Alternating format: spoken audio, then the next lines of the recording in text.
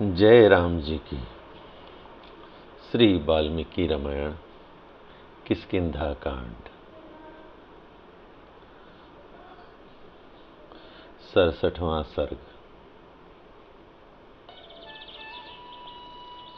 हनुमान जी का समुद्र लांघने के लिए उत्साह प्रकट करना, जाम्बवान के द्वारा उनकी प्रशंसा तथा वेगपूर्वक छलांग मारने के लिए हनुमान जी का महेंद्र पर्वत पर चढ़ना, 100 योजन के समुद्र को लांघने के लिए बानर श्रेष्ठ हनुमान जी को सहसा बढ़ते और वेग से परिपूर्ण होते देख सब बानर तुरंत शोक छोड़कर अत्यंत हर्ष से भर गए और महाबली हनुमान जी की स्तुति करते हुए जोर जोर से गर्जना करने लगे। वे उनके चारों ओर खड़े हो प्रसन्न एवं चकित होकर उन्हें इस प्रकार देखने लगे जैसे उत्साह युक्त नारायण अवतार वामन जी को समस्त प्रजा ने देखा था। अपनी प्रशंसा सुनकर महाबली हनुमान ने शरीर को और भी बढ़ाना आरंभ किया, साथ ही हर्ष के साथ अपनी पूंछ को बारंबार घुमाकर अपने महान बल का स्मरण किया। बड़े बूढ़े बानर शिरोमणियों के मुख से अपनी प्रशंसा सुनते और तेज से परिपूर्ण होते हुए हनुमान जी का रूप उस समय बड़ा ही उत्तम प्रतीत होता था। जैसे पर्वत की विस्तृत कंदरा में सिंह अंगड़ाई लेता है, उसी प्रकार वायु देवता के औरस पुत्र ने उस समय अपने शरीर को अंगड़ाई ले लेकर बढ़ाया। जम्हाई लेते समय बुद्धिमान हनुमान जी का दीप्तिमान मुख जलते हुए भाण तथा धूम रहित अग्नि के समान शोभा पा रहा था। वे बानरों के बीच से उठकर खड़े हो गए, उनके संपूर्ण शरीर में रोमांच हो आया। उस अवस्था में हनुमान जी ने बड़े बूढ़े बानरों को प्रणाम करके इस प्रकार कहा। आकाश में विचरने वाले वायु देवता बड़े बलवान हैं, उनकी शक्ति की कोई सीमा नहीं है। वे अग्निदेव के सखा हैं और अपने वेग से बड़े बड़े पर्वत शिखरों को भी तोड़ डालते हैं। अत्यंत शीघ्र वेग से चलने वाले उन शीघ्रगामी महात्मा वायु का मैं औरस पुत्र हूँ और छलांग मारने में उन्हीं के समान हूँ। कई सहस्त्र योजनों तक फैले हुए मेरुगिरी की जो आकाश के बहुत बड़े भाग को ढके हुए है और उसमें रेखा खींचता सा जान पड़ता है, मैं बिना विश्राम लिए सहस्त्रों बार परिक्रमा कर सकता हूँ। अपनी भुजाओं के वेग से समुद्र को विक्षुब्ध करके उसके जल से मैं पर्वत, नदी और जलाशयों सहित संपूर्ण जगत को आप्लवित कर सकता हूँ। वरुण का निवास स्थान यह महासागर मेरी जांघों और पिंडलियों के वेग से विक्षुब्ध हो उठेगा और उसके भीतर रहने वाले बड़े बड़े ग्राह ऊपर आ जाएंगे। समस्त पक्षी जिनकी सेवा करते हैं वे सर्पभोजी बिंतानंदन गरुण आकाश में उड़ते हों तो भी मैं हजारों बार उनके चारों ओर घूम सकता हूँ। श्रेष्ठ बानरों, उदयाचल से चलकर अपने तेज से प्रज्वलित होते हुए सूर्य देव को मैं अस्त होने से पहले ही छू सकता हूँ और वहाँ से पृथ्वी तक आकर यहाँ पैर रखे बिना ही पुनः उनके पास तक बड़े भयंकर वेग से जा सकता हूँ। आकाशचारी समस्त ग्रह नक्षत्र आदि को लांघ कर आगे बढ़ जाने का उत्साह रखता हूँ।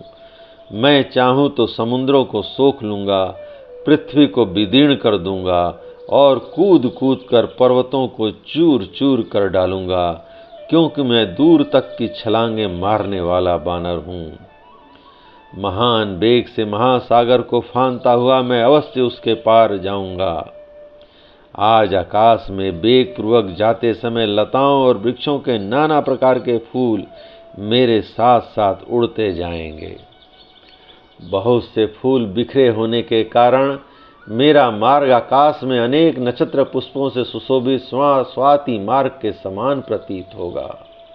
बानरों, आज समस्त प्राणी मुझे भयंकर आकाश में सीधे जाते हुए ऊपर उछलते हुए और नीचे उतरते हुए देखेंगे।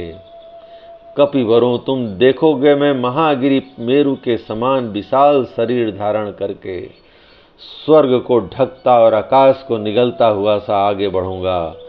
बादलों को छिन्न भिन्न कर डालूंगा, पर्वतों को हिला दूंगा और एक चित्त हो छलांग मारकर आगे बढ़ने पर समुद्र को भी सुखा दूंगा।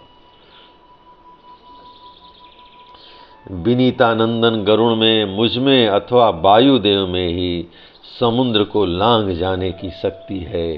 पक्षीराज गरुण अथवा महाबली वायु देवता के सिवा और किसी प्राणी को मैं ऐसा नहीं देखता जो यहाँ से छलांग मारने पर मेरे साथ जा सके। मेघ से उत्पन्न हुई विद्युत की भांति मैं पलक मारते मारते सहसा निराधार आकाश में उड़ जाऊंगा। समुद्र को लांघते समय मेरा वही रूप प्रकट होगा जो तीनों पगों को बढ़ाते समय वामन रूपधारी भगवान विष्णु का हुआ था। वानरों, मैं बुद्धि से जैसा देखता या सोचता हूँ, मेरे मन की चेष्टा भी उसी के अनुरूप ही होती है। मुझे निश्चय जान पड़ता है कि मैं विदेह कुमारी का दर्शन करूँगा, अतः अब तुम लोग खुशियाँ मनाओ। मैं वेग में वायु देवता तथा गरुण के समान हूँ। मेरा तो ऐसा विश्वास है कि इस समय मैं 10,000 योजन तक जा सकता हूँ। वज्रधारी इंद्र अथवा स्वयंभू ब्रह्मा जी के हाथ से भी मैं बलपूर्वक अमृत छीन कर सहसा यहाँ ला सकता हूँ। समूची लंका को भी भूमि से उखाड़ कर हाथ पर उठाए चल सकता हूँ, ऐसा मेरा विश्वास है। अमित तेजस्वी बानर श्रेष्ठ हनुमान जी जब इस प्रकार गर्जना कर रहे थे, उस समय संपूर्ण बानर अत्यंत हर्ष में भरकर चकित भाव से उनकी ओर देख रहे थे। हनुमान जी की बातें भाई बंधुओं के शोक को नष्ट करने वाली थीं। उन्हें सुनकर बानर सेनापति जाम्बवान को बड़ी प्रसन्नता हुई। वे बोले, वीर केसरी के सुपुत्र वेगशाली पवन कुमार तात, तुमने अपने बंधुओं का महान शोक नष्ट कर दिया। यहाँ आए हुए सभी श्रेष्ठ बानर तुम्हें कल्याण की कामना करते हैं। अब ये कार्य की सिद्धि के उद्देश्य से एकाग्रचित्त हो तुम्हारे लिए मंगल कृत्य स्वास्थ्य वाचन आदि का अनुष्ठान करेंगे। ऋषियों के प्रसाद, वृद्ध बानरों की अनुमति तथा गुरुजनों की कृपा से तुम इस महासागर के पार हो जाओगे।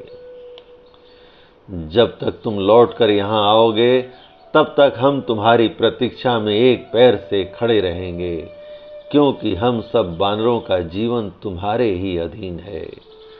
तदंतर कपि श्रेष्ठ हनुमान ने उन वनवासी बानरों से कहा, जब मैं यहाँ से छलांग मारूंगा उस समय संसार में कोई भी मेरे वेग को धारण नहीं कर सकेगा।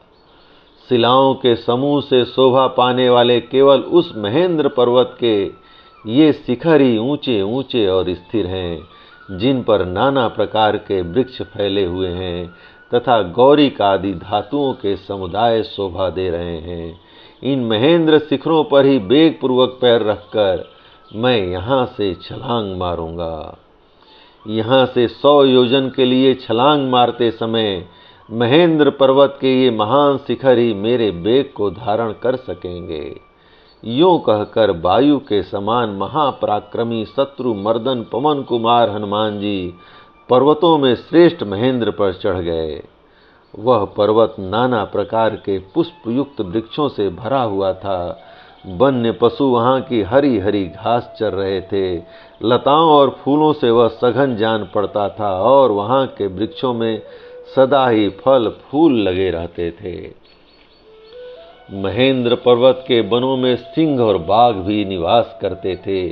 मत वाले गजराज विचरते थे। मदमत पक्षियों के समूह सदा कलरव किया करते थे तथा जल के स्रोतों और झरनों से वह पर्वत व्याप्त दिखाई देता था।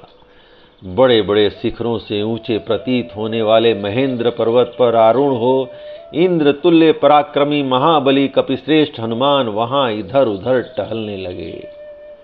महाकाय हनुमान जी के दोनों पैरों से दबा हुआ वह महान पर्वत सिंह से आक्रांत हुए महान मदमत्त गजराज की भांति चित्कार सा करने लगा।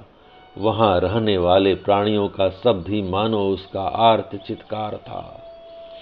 उसके शिला समूह इधर उधर बिखर गए, उससे नए नए झरने फूट निकले। वहां रहने वाले मृग और हाथी भय से थर्रा उठे और बड़े बड़े वृक्ष झोंके खाकर झूमने लगे।